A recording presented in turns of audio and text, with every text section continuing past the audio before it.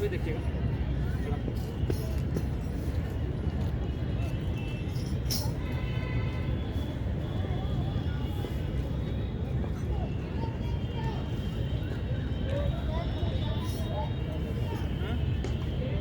नमस्कार, मैं उदय कुमार सिंह, गांधी मैदान पटना के इस प्रांगण में आप सबों का स्वागत है। राष्ट्रीय नाट्य विद्यालय द्वारा आयोजित भारत रंग महोत्सव के 25वें वर्ष में भारत जन्म महोत्सव में आप सबका स्वागत है। आज इस आयोजन में हम लोग indigenous notion and discovery of inherit art संस्था की तरफ से पंचम वेद लघु नाटिका की प्रस्तुति देने जा रहे हैं। इसका उद्देश्य है कि पंचम वेद जो भरत मुनि के द्वारा लिखा गया था उसे विश्व स्तर पर स्थापित करना। इसीलिए ये आयोजन देश ही नहीं बल्कि विदेशों में भी विदेशी संस्थाओं के द्वारा जो समाज हित में कार्य कर रही हैं उसके द्वारा ये आयोजन पूरे विदेश में हो रहा है, जिसका उद्देश्य है एक वर्ल्ड रिकॉर्ड कायम करना। तो आज हम आप लोगों को अपनी टीम के द्वारा indigenous notion and discovery of inherit art के द्वारा एक पंचम वेद लघु नाटिका की प्रस्तुति करने जा रहे हैं। तो आइए आप सबका स्वागत है।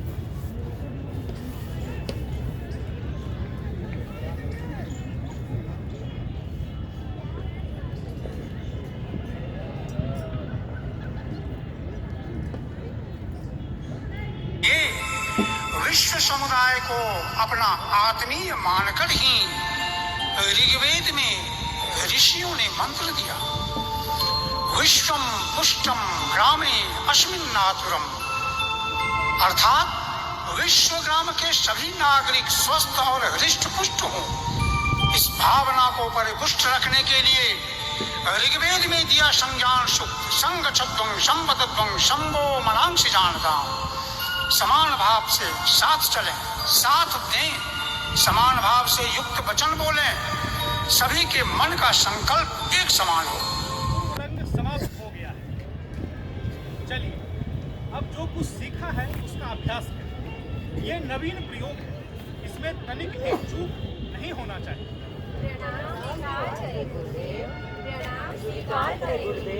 सदा स्नेही बने। कहें किस प्रयोजन से आना?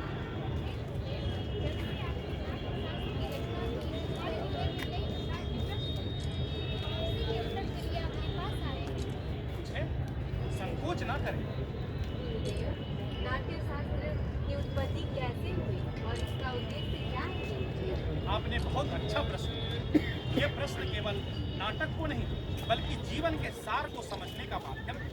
जब त्रेता युग में मनुष्य काम और लोभ से वशीभूत होकर अधर्म और संघर्ष की ओर बढ़ने लगा, तब इंद्र ने ब्रह्मा जी से प्रार्थना की कि ऐसा कोई माध्यम हो जिसमें देखना और सुनना एक साथ, जिससे मनुष्य धर्म, अर्थ और मोक्ष के मार्ग पर लौट सके।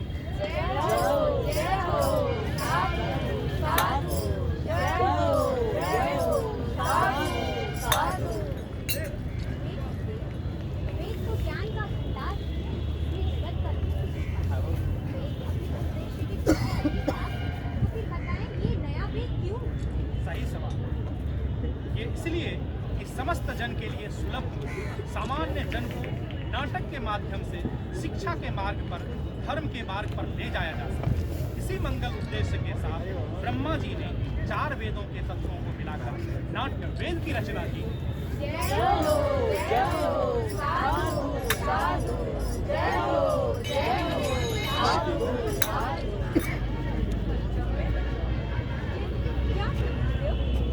नाटक में जो आप सुनते आ रहे हैं, आप ब्रह्मा जी ने इसे ऋग्वेद से लिया।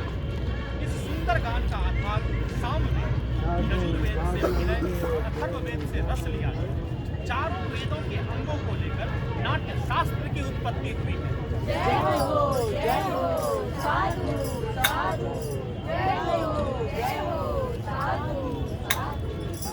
गुरुदेव, तो क्या नाटक देवताओं के लिए बनाया गया है? बिल्कुल नहीं।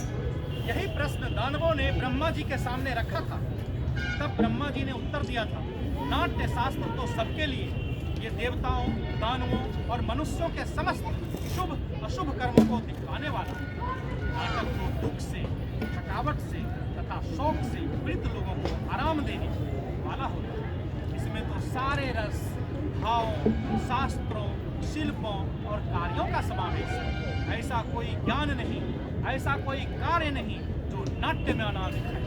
जय हो साधु साधु, जय हो साधु साधु।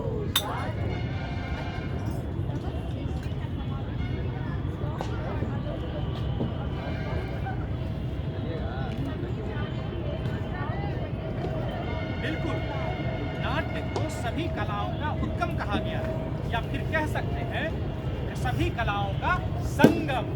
जय हो साधु साधु, जय हो साधु साधु।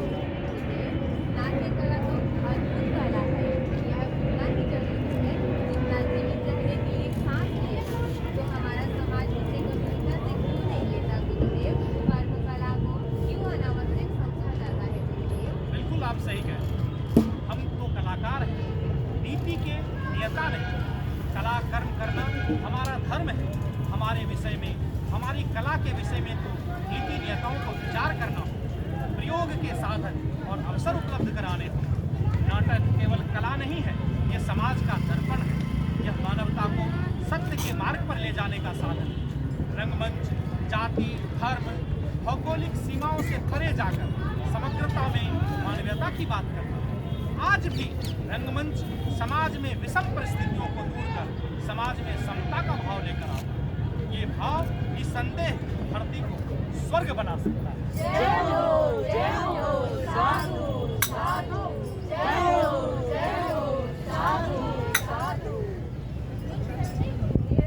कला ही समाज को मजबूत समाज होता है। बिल्कुल सही। इसी आशा और उपेक्षा के साथ समाज और कलाकारों को वो स्थान दे जिसके वे अधिकारी हैं। मैंने नाट्य शास्त्र को पंचम वेद कहकर पुकारा है। जय हो साधु साधु, जय हो साधु साधु। सही। वृद्धि हो इस राष्ट्र की, वृद्धि हो इस राष्ट्र की, आशा सभी की पूर्ण हो, आशा सभी की पूर्ण हो। सृष्टि वह आनंद की, सृष्टि व आनंद की, जग में सदा संपूर्ण हो। जग में सदा संपूर्ण हो। धरती सदा फूले फले, धरती सदा फूले फले, ऊपर विमल आकाश हो। ऊपर विमल आकाश हो। सज्जन रहे निर्भय सदा, सज्जन रहे निर्भय सदा, दुर्जनों का नाश हो। दुर्जनों का नाश हो। तो ये थी हमारी प्रस्तुति पंचम वेद। हमारे बीच दो कला समीक्षक उपस्थित हैं। हमारे बीच हैं लेखिका एकता कुमारी जी, जो कि समाज सेविका और लेखिका भी हैं और पेशे से शिक्षिका हैं। हमारे बीच दूसरे समीक्षक हैं मधेश्वर सर। आइए, आपका स्वागत है और हम चाहेंगे कि उनका सम्मान भी हो।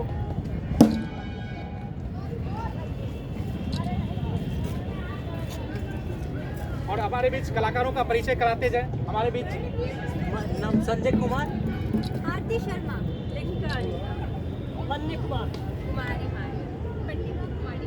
और हम उदय कुमार सिंह। कैमरा पे हमारे साथ थे विक्की कुमार, एक तरफ थे पवन कल्याण, दूसरी तरफ थे तेजस्वी जी।